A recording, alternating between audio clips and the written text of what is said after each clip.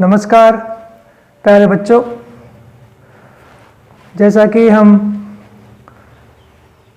पहले अध्याय में कक्षा छठी अध्याय बीजगणित पहली वीडियो में जान चुके हैं कि किस प्रकार एक अक्षरों की सहायता से चर का प्रयोग करते हुए हम सामान्य सूत्र और नियम बनाने में समर्थ हुए। इसी कड़ी में आगे बढ़ते हुए अब हम ज्यामिति के कुछ सरल नियमों का भी निर्माण करते हैं। पीछे क्षेत्रमिति में जैसे हम पहले ही पढ़ चुके हैं कि वर्ग का परिमाप, क्षेत्रफल, आयत का परिमाप और क्षेत्रफल कैसे ज्ञात किया जा सकता है।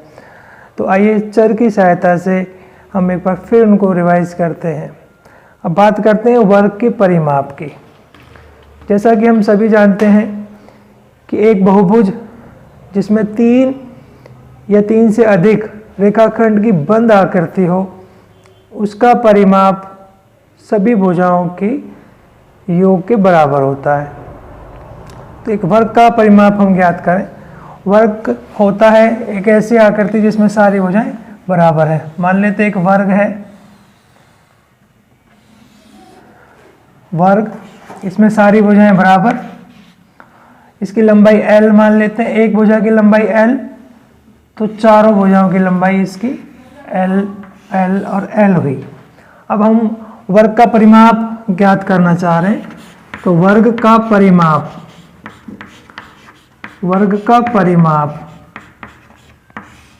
क्या होगा? चारों भुजाओं की लंबाई का योग। चारों भुजाओं की लंबाइयों का योग। अब 4 भुजा हैं कौन कौन सी? L, एक भुजा, दूसरी भुजा L, L और L। L को हमने 4 बार योग करना है, तो इनको योग करेंगे तो 4L। एक सरल नियम बन जाएगा, वर्ग का परिमाप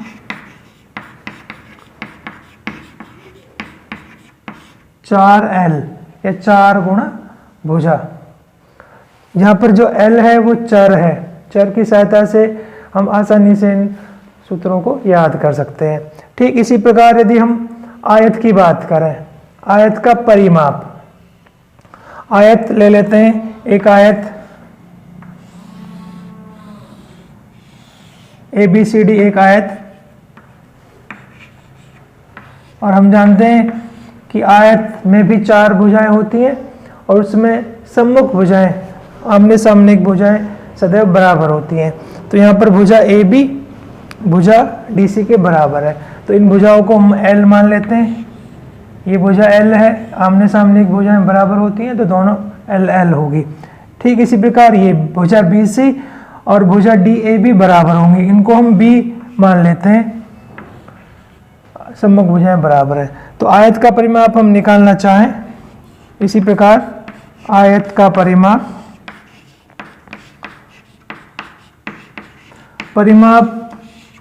चारों भुजाओं का योग होगा।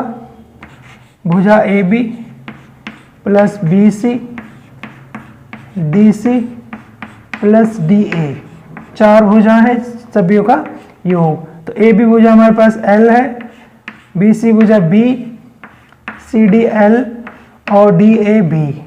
L और L दोनों एक जैसे चर हैं, उनको जोड़ कर लेंगे। L और L 2L। ठीक इस प्रकार B और B 2B, 2 यहाँ से कॉमन ले लेते हैं। तो आयत का परिमाप क्या हुआ?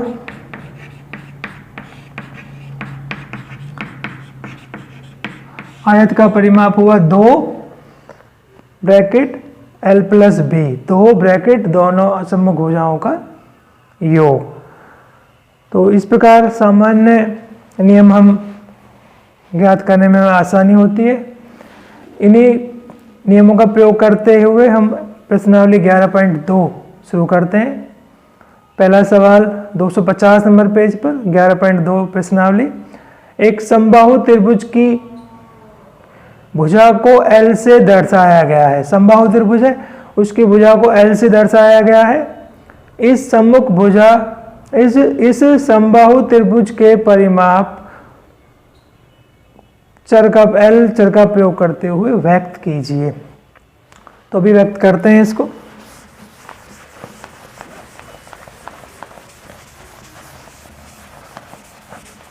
इन सवालों को करते समय गणित को जरूर खोलें, प्रश्नावली को, क्योंकि साथ साथ प्रश्नावली का सवाल पढ़ेंगे। तो इसमें समबाहु त्रिभुज दिया हुआ है, प्रश्नावली हमारे पास 11.2 पहला सवाल, समबाहु त्रिभुज। समबाहु त्रिभुज क्या होता है? समबाहु समान भुजाएं वाला त्रिभुज जिसमें तीनों भुजाएं समान हो। एक आकृति बना लेते हैं, तीनों भुजाएं समान है, एक की लंबाई L मानी, तीनों भुजाओं की लंबाई L ही मानी जाएगी। अब इसका परिमाप हमें ज्ञात करना है। समबाहु त्रिभुज का परिमाप होगा तीनों भुजाओं का योग। तीनों भुजाओं का योग, और तीनों भुजाएं एक जैसी हैं तो L को हम 3 बार जोड़ देंगे। तो क्या आ जाएगा? L L L 1 2 3 3L। समबाहु त्रिभुज का परिमाप आ जाएगा 3L। इसी प्रकार से इसमें सवाल है, एक्सरसाइज में 4 या 5 सवाल हैं, वो सभी पूरे करने। धन्यवाद।